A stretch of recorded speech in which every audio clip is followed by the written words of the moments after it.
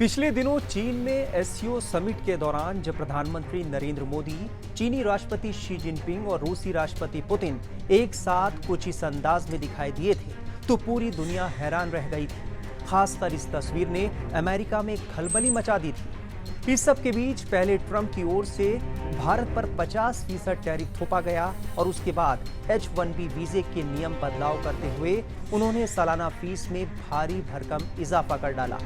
Trump के tariff युद्ध के बीच चीन ने चौंकाते हुए संयुक्त राष्ट्र सुरक्षा परिषद में भारत और ब्राजील को ज्यादा जिम्मेदारी देने का समर्थन कर दिया है। रूस के साथ चीन ने संयुक्त राष्ट्र सुरक्षा परिषद के स्थायी सदस्य के रूप में भारत और ब्राजील की सुरक्षा परिषद में ज्यादा भूमिका निभाने की आकांक्षाओं का समर्थन किया है। ये काफी महत्वपूर्ण है और बदलते जियोपॉलिटिक्स को दिखाता है। ब्रिक्स देशों ने संयुक्त नजरिए को अपनी रियो डी जेनेरियो घोषणा में शामिल किया था, जिसमें वैश्विक शासन में सुधार और ग्लोबल साउथ के देशों की आवाज को सशक्त बनाने पर जोर दिया गया था। बता दें कि न्यूयॉर्क में संयुक्त राष्ट्र महासभा की 80वीं बैठक से इतर ब्रिक्स देशों के विदेश मंत्रियों की बैठक का भी आयोजन किया गया था। इसमें भारतीय विदेश मंत्री एस जयशंकर के साथ साथ ब्रिक्स देशों के विदेश मंत्रियों ने भाग लिया था। इस दौरान रूस के विदेश मंत्री सर्गेई लावारोव ने कहा कि भारत, ब्राजील और अफ्रीकी देशों को सुरक्षा परिषद में स्थायी प्रतिनिधित्व मिलना चाहिए, क्योंकि इन देशों की बड़ी आबादी और वैश्विक प्रभाव को ध्यान में रखा जाना जरूरी है। इसके बाद चीन ने भी इस तरह का विचार जताते हुए कहा कि संयुक्त राष्ट्र सुरक्षा परिषद में ज्यादा समावेशिता सुनिश्चित करना अंतर्राष्ट्रीय शांति और स्थिरता के लिए जरूरी हो जाता है। भारत को यूएनएससी का स्थायी सदस्य बनाए जाने का विरोध चीन ही करता आया है। इसीलिए चीन के इस समर्थन का ये मतलब बिल्कुल नहीं है कि वो भारत को यूएनएससी का स्थायी सदस्य बनाने के लिए तैयार हो गया है। उस दिशा में एक और कदम जरूर बढ़ाया गया है। यूएनएससी के बाकी 4 सदस्य रूस, अमेरिका, फ्रांस और ब्रिटेन पहले से ही भारत की स्थायी सदस्यता का शर्तों के साथ समर्थन करते रहे हैं। शर्त ये रही है कि भारत, ब्राजील, जापान और अफ्रीका में कोई एक देश स्थायी सदस्य तो बनेगा, लेकिन उनके पास वीटो का अधिकार नहीं होगा।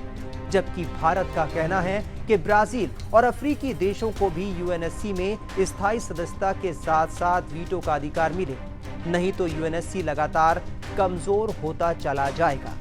बता दें कि संयुक्त राष्ट्र सुरक्षा परिषद यूएन का एक प्रमुख अंग है जो अंतर्राष्ट्रीय शांति और सुरक्षा बनाए रखने के लिए जिम्मेदार है। इसके 15 सदस्य होते हैं, जिनमें 5 स्थायी और 10 अस्थायी सदस्य होते हैं। स्थायी सदस्य देशों में चीन, फ्रांस, रूस, यूके और संयुक्त राज्य अमेरिका शामिल हैं। इनके पास वीटो का अधिकार होता है, यानी कोई भी महत्वपूर्ण प्रस्ताव इन देशों में से किसी एक के विरोध से पारित नहीं हो सकता।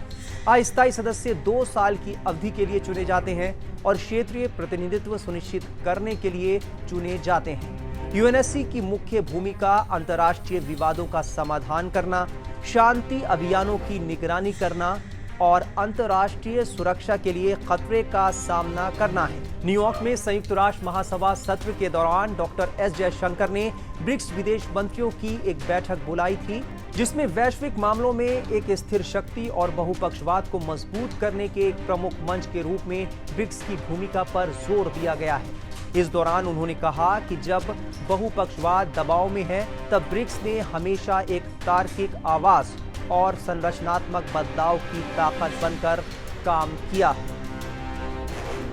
इसके अलावा जयशंकर ने दुनिया के मौजूदा अस्थिर माहौल पर चिंता जाहिर करते हुए जोर दिया कि ब्रिक्स को शांति निर्माण, संवाद और कूटनीति के संदेश को मजबूती से आगे बढ़ाना होगा। उन्होंने अंतर्राष्ट्रीय कानून और नियम आधारित वैश्विक व्यवस्था पर टिके रहने की अपील भी की। ब्रिक्स की बैठक के दौरान भारत ने संयुक्त राष्ट्र की प्रणाली में सुधार की फिर से मांग दोहराई है। जयशंकर ने साफ कहा कि अब वक्त आ गया है कि संयुक्त राष्ट्र सुरक्षा परिषद समेत संयुक्त राष्ट्र के प्रमुख अंगों में व्यापक सुधार किए जाएं। उन्होंने कहा कि दुनिया की मौजूदा चुनौतियां और उभरते समीकरणों को देखते हुए ब्रिक्स को अपनी सामूहिक आवाज बुलंद करनी होगी ताकि सुधार की प्रक्रिया तेज हो।